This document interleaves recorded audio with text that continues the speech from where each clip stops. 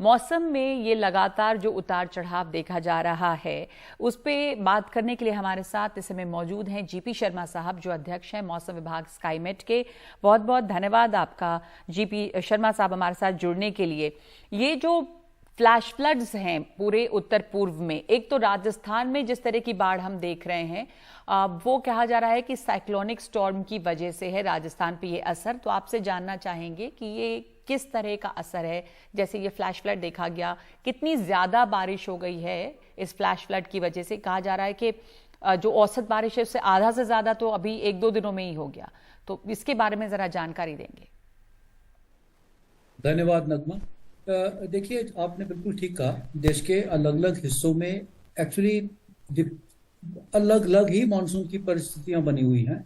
कहीं पे बाढ़ है, कहीं पे बरसात में बहुत कमी है, कहीं पे हीट वेव है, और ज्यादातर जैसे आपने बात की इसकी उत्तर पश्चिम भारत की, जिसमें कि गुजरात और राजस्थान, ये साइक्लोन हमें पता है कि जो बिपरजॉय अभी आया था, उसी के कारण ही गुजरात की बात करें, सौराष्ट्र कच्छ में तो बहुत भारी से बहुत ही भारी वर्षा हुई, और धीरे धीरे उसका असर गुजरात के बाकी हिस्सों में, उसके विशेषकर उत्तरी भागों में हुआ। वहां से वो साइक्लोन जो है कमजोर पड़ के थोड़ा राजस्थान की तरफ, जिसके कारण राजस्थान के बहुत सारे क्षेत्रों में 2 दिन तक अलग अलग जगहों पे बाढ़ की स्थिति बनी रही। पहले थोड़े दक्षिणी भागों में थी, जैसे पाली में, जालौर में। उसके बाद उसका उत्तर की ओर बढ़ के थोड़ा, जैसे अजमेर में बहुत भारी वर्षा हुई है कल। आज के दिन में भी कुछ स्थानों पर उसके उत्तर पूर्व के भाग जो है, अजमेर समेत जो धौलपुर, भरतपुर, ये वाले जो अलवर जैसे क्षेत्र हैं, इनमें भारी वर्षा संभावित है। इसी तरह इसका असर हमें वो मध्य प्रदेश के उत्तरी भाग हैं उनमें भी देखने को मिलेगा। भारी वर्षा ग्वालियर, गुना, शिवपुर, शिवपुरी, दतिया, ये सारे क्षेत्रों में इसका देखने को मिलेगा। तो ये जो इसमें लगातार उतार चढ़ाव दिखाई दे रहा है, जैसे एक मनमानी सी चाल है मौसम की। कहीं पे रेगिस्तान जो है वहां पे दरिया बना हुआ है, और जो मैदानी इलाके हैं वहां पर आग बरस रही है। इसमें कुछ ये सामान्य है क्या जो दिख रहा है, या बहुत ज्यादा इसमें एक इरेटिक बिहेवियर है? बिल्कुल भी सामान्य नहीं है। जहां पे वर्षा नहीं होनी चाहिए वहां वर्षा हो रही है, और जहां होनी चाहिए वहां लगभग, अभी तक तो कहेंगे लगभग सूखे के हालात बने हुए हैं। जैसे दक्षिण भारत की बात करें, मानसून की शुरुआत वहीं से होती है, दक्षिण भारत से होके।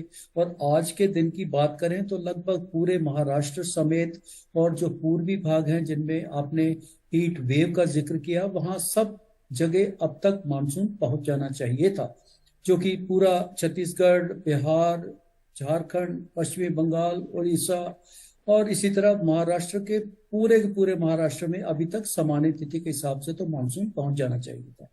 लेकिन दक्षिण भारत में भी वर्षा सामान्य से बहुत कम है, 70-80%, और कई स्थानों पर, कई सब डिवीजन में 90% तक की कमी है। नाम मात्र है मानसून की वर्षा।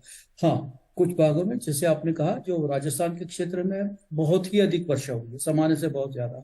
जितनी मानसून में वर्षा होती है, कई एक स्थानों में पूरी वर्षा हो चुकी है, इतनी ज्यादा वर्षा है। और उत्तर पूर्व की बात करें, वहां वैसे ही जैसे ही मानसून शुरू होता है तो बाढ़ जैसी स्थिति बन जाती है। हम असम की बात करें, मेघालय की बात करें, या साथ में लगे क्षेत्रों में जो पश्चिमी बंगाल के क्षेत्र होते हैं, सब हिमालयन, वेस्ट बंगाल, सिक्किम, उनमें बहुत बारिश है।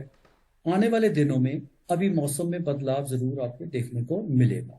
जो हीट वेव वाले हैं क्षेत्र हैं, उसमें 2 दिन का समय दीजिए।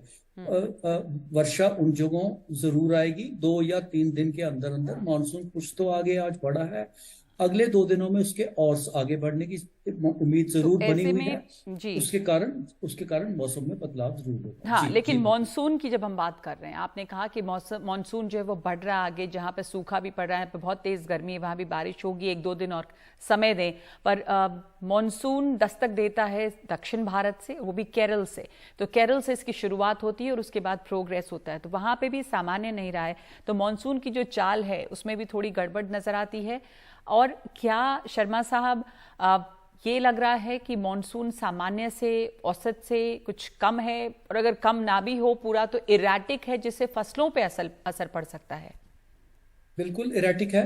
जो भी, जैसे मैंने पहले कहा, जो अनुकूल स्थितियां नॉर्मल होती हैं वो नहीं है, प्रतिकूल है। जहां जैसे मैंने कहा दक्षिण भारत में अच्छी बरसात अभी तक हो जानी थी, मध्य भारत में भी, महाराष्ट्र समेत। देखिए बहुत सारे क्षेत्र जो हमारे मध्य भारत के हैं, जिसमें महाराष्ट्र का विशेषकर इस क्षेत्र में ये वर्षा पे निर्भर करता है, मानसून की वर्षा पे नहीं होने के कारण बहुत असमंजस सी स्थिति बनी होगी फार्मर्स के लिए कि वो क्या करें और क्या नहीं करें। बुआई अब तक काफी जगह पर हो जानी चाहिए थी, वो इंतजार में है कि कब, क्योंकि बुआई के बाद तो वर्षा बिल्कुल जरूरी हो जाती है, और अगर वर्षा नहीं है तो किसान भी उसका इंतजार करेगा, जरूर करता है।